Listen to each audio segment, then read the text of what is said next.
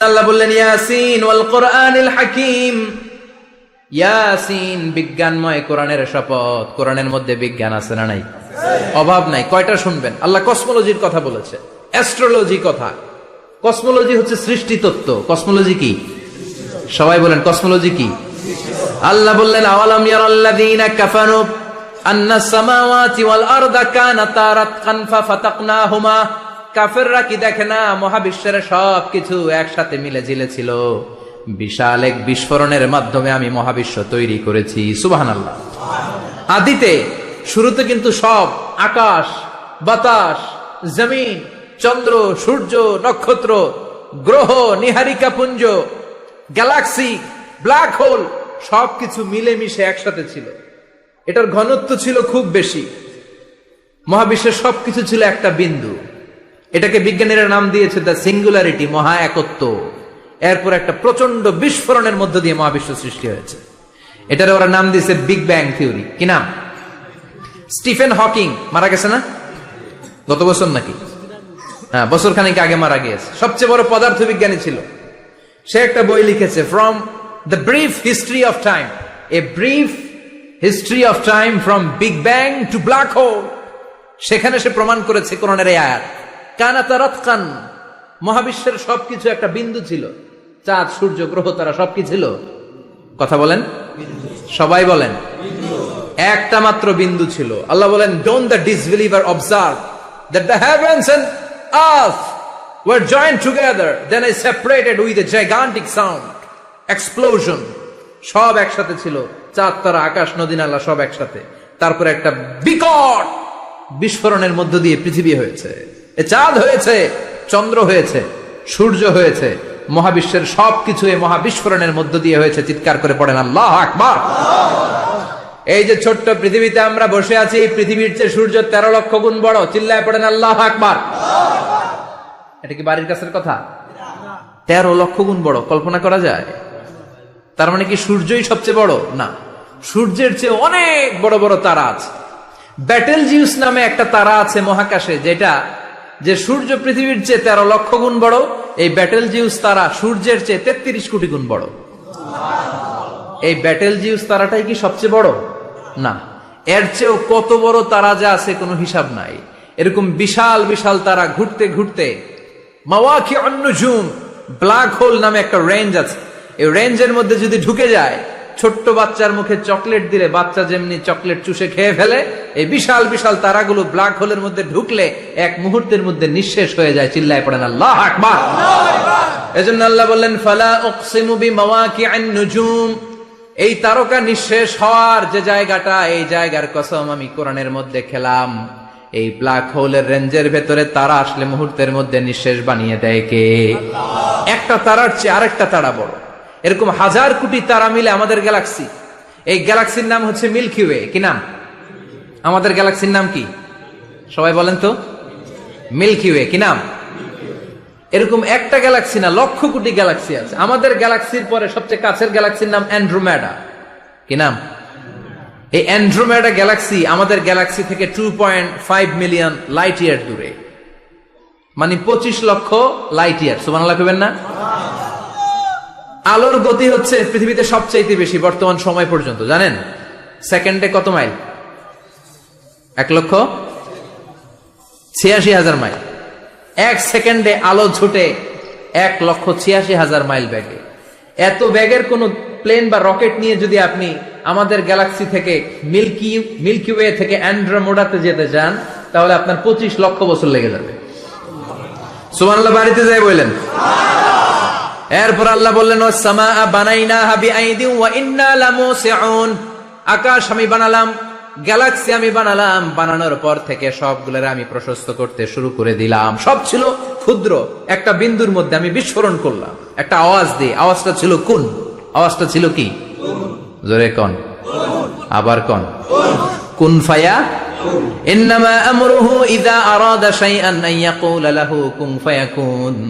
আল্লাহ যখন কিছু করতে চান শুধু বলেন কুন, শুধু বলেন বি। কুন মানে বি, ইট ওয়াজ, এটা হয়ে যায়। হাও বলতে দেরি। এই মহাবিস্ফোরণের নেপথ্যে যে শব্দটা ছিল সেটা ছিল কুন। সেটা ছিল কি? আল্লাহ কোন বলতে দেরি মুহূর্তের মধ্যে বিগ ব্যাং, বিশাল এক্সপ্লোশন, তারপর থেকে মহাবিশ্ব ছড়াচ্ছে। আল্লাহ বলছেন এই কোরআনের ভেতরে বলে দিয়েছেন ওয়া ইন্না লা মুসিউন, আমি এই মহাবিশ্বকে, এই গোটা ইউনিভার্সকে আমি প্রতিনিয়ত সম্প্রসারিত করছি। প্রতিনিয়ত এটা বড় হচ্ছে, সম্প্রসারিত হচ্ছে। চিল্লায় বলেন আল্লাহু আকবার। আজ থেকে মাত্র 20 বছর আগে এটা তারা আবিষ্কার করেছে। এটা কোন সাল? 2020 বছর পেছনে গেলে কত? 1998, তাই না? এই 1998 সালে তারা আবিষ্কার করেছে সুপারনোভা কসমোলজি প্রজেক্ট। এই সুপারনোভা কসমোলজি প্রজেক্টে তারা এই সিদ্ধান্তে এসেছে যে মহাবিশ্ব কোন নামক এক বিস্ফোরণের পর থেকে যে সম্প্রসারিত হচ্ছে, আজ পর্যন্ত এটা শুধু বাড়ছে আর বাড়ছে, অ্যাক্সেলারেটিং হচ্ছে, এক্সপান্ডিং হচ্ছে, এটা কমছে না। কিয়ামত পর্যন্ত এটা বাড়তেই থাকবে। চিৎকার করে পড়েন আল্লাহু আকবার। এজন্য আল্লাহ বললেন ইয়াসিন ওয়াল কোরআনিল হাকিম, বিজ্ঞানময় প্রজ্ঞাময় কোরআনের শপথ। এই কোরআনের ভেতরে আমি কসমোলজির কথা বলেছি, অ্যাস্ট্রোলজির কথা বলেছি, জিওলজির কথা বলেছি, ফিজিক্সের কথাও বলেছি। সুবহানাল্লাহ। ফিজিক্স মানে কি? পদার্থ। পদার্থের সবচেয়ে বড় উপাদান হচ্ছে লোহা। লোহার কথা কিন্তু কোরআনে নাই। আছে? কই আছে? হ্যাঁ, সূরাতুল হাদিদ, লোহার নামে একটা সূরা দিয়েছে আল্লাহ কোরআনে। সুবহানাল্লাহ পড়বেন না? সূরার নাম সূরাতুল হাদিদ। সূরার নাম কি? চিল্লায় বলেন সূরার নাম সূরাতুল হাদিদ। হাদিদ মানে লোহা। আল্লাহ বললেন ওয়া আনজালনাল হাদিদা ফীহি বা'সুন শাদীদ।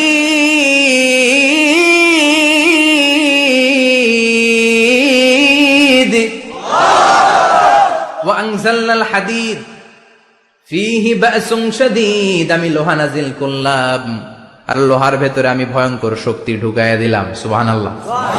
ফীহি মানাফিউ লিন-নাস, লোহার ভেতরে মানুষের জন্য অনেক কল্যাণ আছে। সুবহানাল্লাহ। লোহা ছাড়া পৃথিবীতে কিছু হয়? আংটি বানাতে লোহার দরকার আছে না নাই?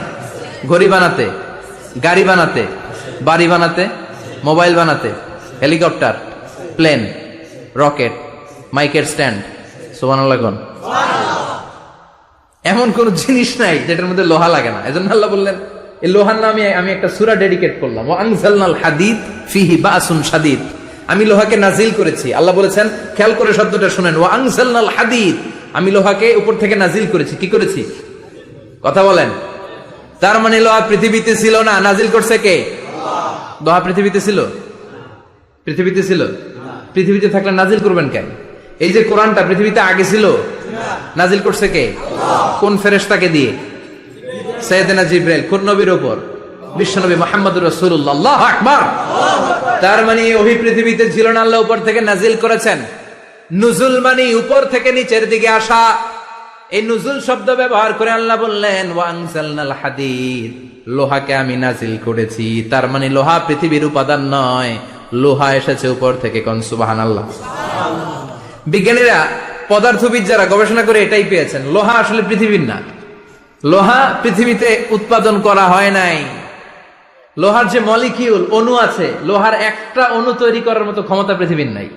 ইভেন এই সৌরজগতের কোনো কিছু নাই। সূর্যের তাপেও লোহা তৈরি হতে পারে? লোহার ছোট্ট একটা অণু তৈরি করতে কমপক্ষে 1 কোটি ডিগ্রি সেলসিয়াস তাপের প্রয়োজন হয়। তার মানে এটা পৃথিবীর কোনো উপাদান নয়, এটা আনজালনাল হাদিদ। আল্লাহ বলেন মহাবিস্ফোরণের কারণে গলিত অন্য কোন তারার ভেতর থেকে লোহার উপাদান আমি পৃথিবীর ভিতরে এনে ঢুকিয়ে দিয়েছি।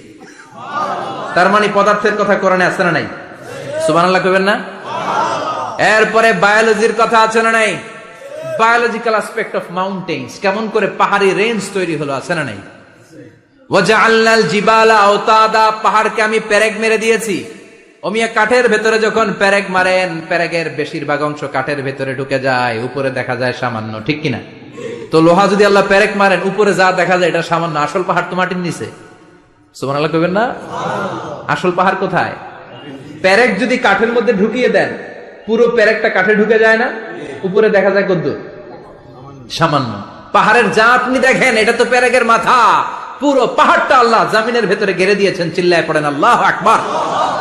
আবার আল্লাহ বললেন অমিনাল জিবালি জুদাদুম বিদু ওয়া হুমরুম মুখতালিফুন আলওয়ানু, আছে না নাই?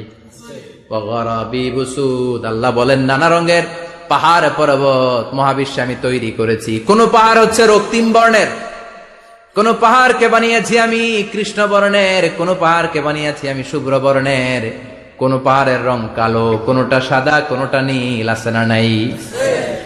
মহাবিশ্ব যখন তৈরি হয়েছে পৃথিবীর মধ্যে 7টা টেকটনিক প্লেট তৈরি হয়েছে। 7 tectonic plates create the mountain range on earth. পৃথিবীতে এই পাহাড় তৈরির কারণ হচ্ছে 7টা প্লেট, এগুলোর 7 টেকটনিক প্লেট বলে। এই প্লেটগুলোর কারণে পৃথিবীতে এই রং বেরঙের পাহাড় তৈরি হয়েছে। কত রঙের যে পাহাড় আছে, আরব বিশ্বে পাথরের পাহাড়, বাংলাদেশে মাটির পাহাড়, ব্রুনাই, সিঙ্গাপুর, ইন্দোনেশিয়াতে যদি যান আরেক ধরনের পাহাড়। চায়নার একটা শহর আছে গানজু সিটি, কি নাম? এই গানজু সিটিতে একটা পাহাড় আছে রেইনবো মাউন্টেন, ওখানে 7 রঙের পাহাড় পাওয়া যায় এক জায়গায়। সুবহানাল্লাহ কইবেন না? রেইনবো মানে কি? রংধনু। রংধনুর কয় রং? কথা কন। ছোটবেলা আমরা মুখস্থ রাখতাম বেনিয়া সহকলা, বেতে বেগুনি, নিতে নীল, আতে আসমানি, শতে সাদা, হতে হলুদ, কতে কালো, লাতে লাল। সুবহানাল্লাহ নাই? মনে রাখার কি অসাধারণ পদ্ধতি। এই রেইনবো মাউন্টেন, রংধনুর 7 রঙের পাহাড় এক জায়গায় পাওয়া যায়। এখানে সাদা পাহাড়, এখানে সবুজ পাহাড়, এখানে নীল পাহাড়, ওখানে লাল পাহাড়, এখানে কালো পাহাড়। এই চায়নার গানজু সিটিতে আল্লাহ তাআলা 7 রঙের পাহাড় এক জায়গায় রেখেছেন। চিৎকার করে বলেন আল্লাহু আকবার। তার মানে বায়োলজির কথাও কোরআনের ভেতরে আছে না নাই? এরপর আল্লাহ বললেন কেমন করে আকাশ থেকে আমি পানি নাজিল করে, এটাও কোরআনে আছে না নাই? আমরা ছোটবেলা পড়েছি ওয়াটার সাইকেল, হাইড্রোলজিক্যাল সাইকেল, কেমন করে সূর্যের তীব্র তাপ সাগর থেকে পানিকে জলীয় বাষ্প করে উপসে নেয়, উপরে নিয়ে সেটাকে পুঞ্জীভূত করে দেয়, ঘনীভূত করে দেয়, মেঘ হয়ে যায়, সেখান থেকে ঝিরি ঝিরি ঝিরি ঝিরি বৃষ্টি পড়ে, আছে না নাই? আর ওই বৃষ্টির গান আমরা গাই, এই বৃষ্টি ভেজা রাতে তুমি চলে যেও না। ওই বৃষ্টি পেয়ে আল্লাহর কাছে দোয়া করে না? বিশ্বনবী বলেন রহমতের বৃষ্টির নিচে দাঁড়িয়ে কেউ যদি হাত তুলে দোয়া করে, ওই দোয়া কবুল করে কে? আল্লাহ। আবার আকাশের মধ্যে মেঘের ঘনঘটা দেখলে বিশ্বনবী পেরেশান হয়ে যেতেন, হয়রান হয়ে যেতেন, আর আল্লাহর কাছে বলতেন আল্লাহ এই মেঘ দিয়ে তুমি আমাদেরকে আযাব দিও না, তুমি আমাদেরকে গজব দিও না, তুমি আমাদেরকে শেষ করে দিও না, এই মেঘ থেকে তুমি আমাদেরকে রহমতের বৃষ্টি দাও। পড়ে না আমিন। বৃষ্টি দেখলে বিষ্ণু বলতেন আল্লাহুম্মা সাইয়িবান নাফিআ, ইয়া গাউসু আগিসনা গাউসান মুগীসান মারিআন মারিআন নাফিআন গায়রা দার আজিলান গায়রা আজিল। হে আল্লাহ এই বৃষ্টি থেকে তুমি ঠান্ডা রহমতের পানি দাও। কি দাও? আল্লাহ মেঘে দে পানি দে, ছায়া দে রে তুই আল্লাহ মেঘে দে। পড়েন পড়েন, আল্লাহ মেঘে দে পানি দে, ছায়া দে রে তুই আল্লাহ মেঘে দে। এই ওয়াটার সাইকেলের কথা আল্লাহ বলেছেন। আলম তারা আন্নাল্লাহ ইউসজি সাহাবান। কাফের নাস্তিক যেগুলো সমাজের আবর্জনা খড়কুটা, ওরা কি দেখে না কেমন করে আমি বাতাসকে জলীয় বাষ্প করে আকাশে তুলি, বায়ুমণ্ডলে নিয়ে যাই, সুম্মা ইউআল্লিফু বাইনাহুম, জলীয় বাষ্পগুলারে তখন আমি ঘনীভূত করি, সুম্মা ইয়াজআলুহু রুকামান, এরপরে আমি মেঘে পরিণত করি, ফাতারাল ওয়াদকা ইয়াখরুজু মিন খিলালিহি, তারপর মেঘের ভেতর থেকে ঝিরি ঝিরি ঝিরি ঝিরি বৃষ্টি নাজিল করে কে? আবার আল্লাহ বললেন পানি থেকে আমি পৃথিবীর সব প্রাণগুলারে বানালাম। ওয়াজআলনা মিনাল মাই কুল্লা শাইইন হাইয়া ফালা ইয়াকিলুন, পানির ভেতরে থেকে সব প্রাণের উৎপত্তি পৃথিবীর মধ্যে ঘটিয়ে দিয়েছে কে? বিজ্ঞানীরা স্বীকার করেছে পৃথিবীতে যত প্রাণ পাওয়া যায়, যত প্রাণের ব্লুপ্রিন্ট পাওয়া যায়, সব এসেছে পানি থেকে। চিৎকার করে বলেন কোত্থেকে? পানি নাই তো প্রাণ নাই, পানিও আছে প্রাণও আছে। কোন সুবহানাল্লাহ। বিজ্ঞানীদের ধারণা, তারা ধারণা করে বলেছে পৃথিবীর প্রথম প্রাণের নাম হচ্ছে অ্যামিবা। কি নাম? ওরা বলেছে এটা এককোষী জীব, it's a very small unicellular organism found ever in the world. পৃথিবীতে পাওয়া প্রথম এককোষী প্রাণীর নাম হচ্ছে অ্যামিবা। এটা এসেছে শৈবালের মতো, এরপরে জুপ্লাংটন, ফাইটোপ্লাংটন, ব্যাকটেরিও প্লাংটন, একটার পর একটা স্পিসিজ প্রজাতি পৃথিবীতে ডেভেলপ করেছে। কোন সুবহানাল্লাহ। এই পানির কথা কোরআনের ভেতরে বলে দিল কে? এজন্য আল্লাহ বললেন ওয়াল কোরআনিল হাকিম, বিজ্ঞানময় কোরআনের শপথ। এই কোরআনটা বিজ্ঞানের ঠাসা, এই কোরআন আশ্চর্যের শেষ নাই, এই কোরআন কোনোদিন পুরাতন হয় না। এই কোরআনের ভেতরে আল্লাহ দিয়েছেন হেদায়েতের মশাল, আর কোরআনটাকে বানিয়েছেন বিজ্ঞানের সুউচ্চ মিনার। জোরে কোন সুবহানাল্লাহ। তার মানে কোরআনে আমরা কি পেলাম? দুধের কথা পেলাম, মধুর কথা পেলাম, কিভাবে ডায়েট করবেন সেটা আমরা পেলাম, আমরা কসমোলজি পেলাম, অ্যাস্ট্রোলজি পেলাম, বায়োলজি পেলাম, ফিজিক্স পেলাম, ওয়াটার সাইকেল পেলাম। এবার পাতালপুরীর কথার দরকার আছে না নাই? পৃথিবীর একেবারে গভীরতম গভীরে কি আছে এটা কিন্তু কোরআনে নাই, আছে। পৃথিবীর মাঝখানে যে উত্তপ্ত লাভা আর আগুন, এটা আপনারা জানেন? পৃথিবীর উপর দিয়ে আমরা ঠান্ডা পৃথিবীতে ঘুরে বেড়াই, কিন্তু এর ভিতরে কিন্তু আগুন, লাভা। আল্লাহ কোরআনের মধ্যে ফুটন্ত টকবগে সাগরের কসম খেয়েছেন। আল্লাহ বলেছেন ওয়াল বাহরিল মাসজুর,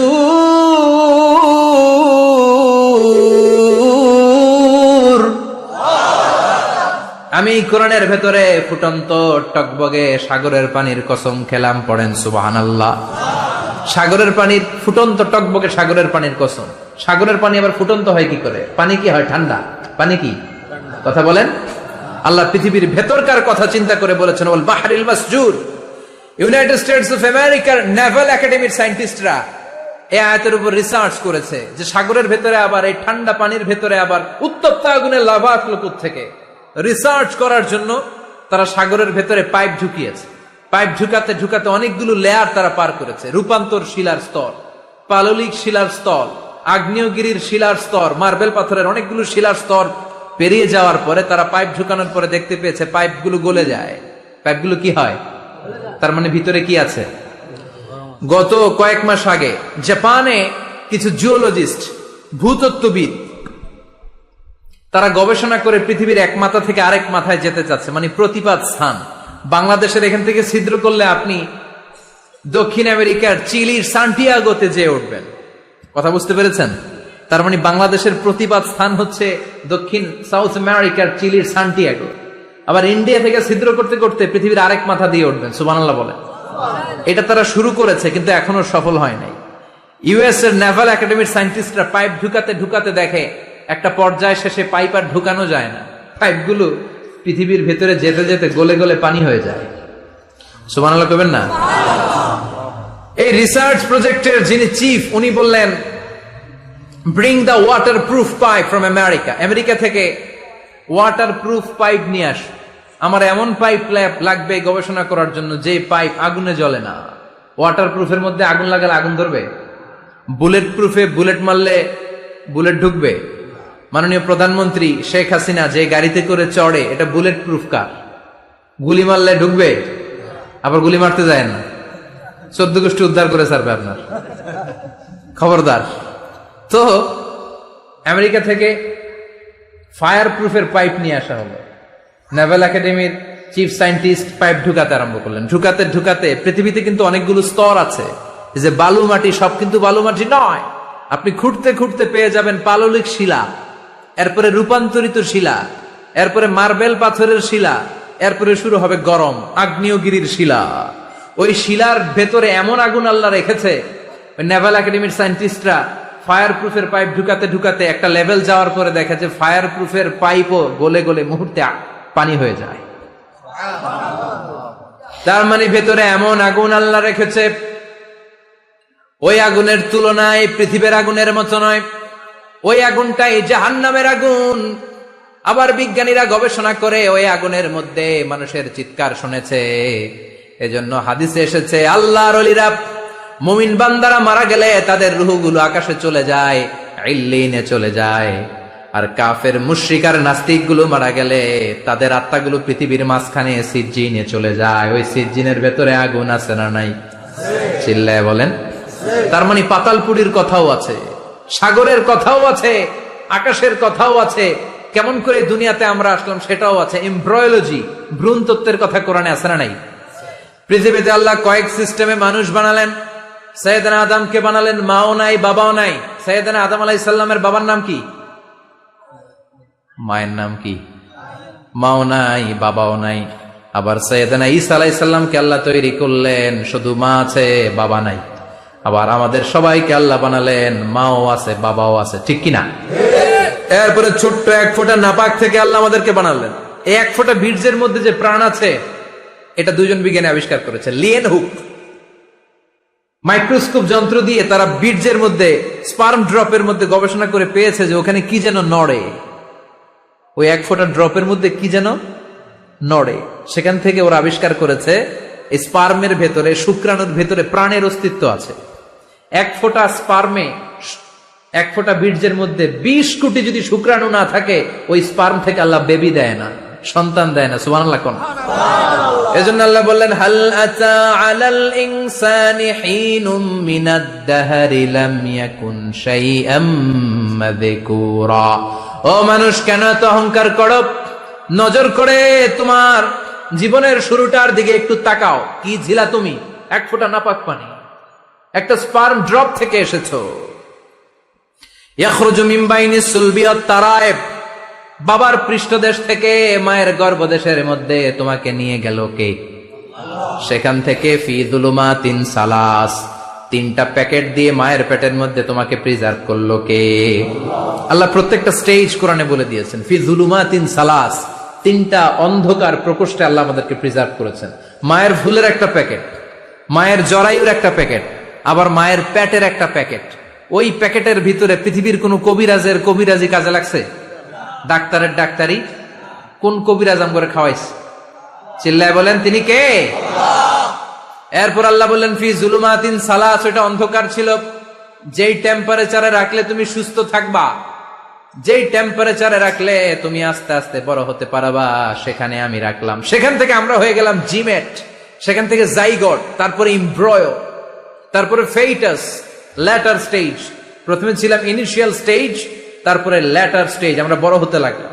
আল্লাহ আমাদেরকে হার্ট দিলেন, সিস্টনিক, ডায়াস্টনিক, অলিন্দ নিলয় শুরু হয়ে গেল। রুহুর ফুৎকার আমাদের হৃদয়ে ভরে দিল কে? আল্লাহ আমাদেরকে স্কেলিটন দিলেন, কঙ্কাল, স্পাইনাল কর্ড দিলেন, আমাদের স্কাল দিলেন, মাথার খুলি দিলেন, লাঞ্চ দিলেন, ফুসফুস দিলেন, গল ব্লাডার দিলেন। যেখানে যেটা ঠিক যেমন ভাবে দেয়া দরকার মায়ের পেটে থাকতেই সেটা দিয়ে দিয়েছে কে? এরপর 8 মাস আমরা মায়ের পেটে মারে কষ্ট দিলাম। ওই মুহূর্তে আমার মা আমার জন্য যতটা কষ্ট করেছে পৃথিবীর কেউ ওই খবর রাখে না। তোরে কোন ঠিক কিনা? বোঝা হয়ে গিয়েছিলাম, একটা বস্তা। আমরা প্রত্যেকে মায়ের পেটে ছিলাম একটা কি? এই বস্তা নিয়ে আমার মা খেতে যেত, ঘুমাতে যেত। এই বস্তাটা পেটে করে আমার মা রান্নাঘরে রান্না করত। একদিনও রান্না বন্ধ হয় নাই। এই বস্তাটা নিয়ে আমার মা টয়লেটে যেয়ে বসতে পারতো না। 8 মাস এরকম কষ্ট করেছে। এজন্য মায়ের মনে কষ্ট দিলে আল্লাহর আরশ কেঁপে যায়। মায়ের কাছ থেকে দোয়া নেওয়ার দরকার আছে না নাই? মায়ের মনে কষ্ট দিবেন? মায়ের সাথে বেয়াদবি করবা কেউ? মায়ের থেকে দোয়া নেওয়ার দরকার আছে না নাই? মা যার নাই সে জানে মা না থাকার কি জ্বালা। চিল্লা এখন ঠিক কিনা? এজন্য মায়ের জন্য দোয়া করার দরকার আছে না নাই? আল্লাহ বললেন 8 মাস 9 মাস মায়ের পেটের ভেতরে ছিলা, তারপরে দুনিয়ার বুকে তোমারে আনলো কে? ছোট্ট নাপাক ছিলাম, এই ছোট্ট এক ফোঁটা পানি থেকে আমাদেরকে বড় করছে কে? তার মানে এমব্রয়োলজি, ভ্রূণ তত্ত্বের কথা কোরআনের ভেতরে আছে না নাই? সে আল্লাহ বললেন ইয়াসিন ওয়াল কুরআনিল হাকীম ইন্নাকা লামিনাল মুরসালিন আলা সিরাতিম মুস্তাকিম। সুবহানাল্লাহ পড়েন। আল্লাহ বললেন ইয়াসিন, এরপরে বললেন আল কুরআনিল হাকীম, প্রজ্ঞাময় কোরআনের শপথ। বিশাল একটা শপথ কেটে আল্লাহ বললেন ইন্নাকা লামিনাল মুরসালিন আলা সিরাতিম মুস্তাকিম। ইন্নাকা লামিনাল মুরসালিন, অবশ্যই অবশ্যই নবী হে আপনি রাসূলদের অন্তর্ভুক্ত। চিল্লা এখন সুবহানাল্লাহ। তিনি যে রাসূল এটার সার্টিফিকেট এই আয়াতে দিয়েছে কে? এরপর আল্লাহ বললেন আলা সিরাতিম মুস্তাকিম, ও নবী আপনি সিরাতুল মুস্তাকিমের উপর আছেন। যেই দোয়াটা প্রতিটা নামাজের মধ্যে প্রতিদিন প্রত্যেক রাকাতে সূরা ফাতিহাতে আমরা পড়ি, ইহদিনাস সিরাতাল মুস্তাকিম। ও Allah, show us the right path, show us the correct path. আপনি আমাদেরকে সোজা পথ দেখান। আল্লাহ এখানে সার্টিফিকেট দিলেন, নবী গো, লক্ষাধিক পয়গম্বর যে আমি পেয়েছি তাদের শ্রেষ্ঠতম রাসূল করে আমি আপনাকে প্রেরণ করেছি। আর হেদায়েতের সুউচ্চ মশাল দিয়ে আমি আপনাকে সিরাতুল মুস্তাকিমের উপর রেখেছি। চিল্লায় পড়েন আল্লাহু আকবার। এই জন্য বিজ্ঞানময় কোরআনের সাথে নিজেদের সম্পর্ক বাড়ানোর দরকার আছে না নাই? কোরআন পড়লে দুনিয়া এবং আখিরাতে মর্যাদা বাড়ায় দিবে কে?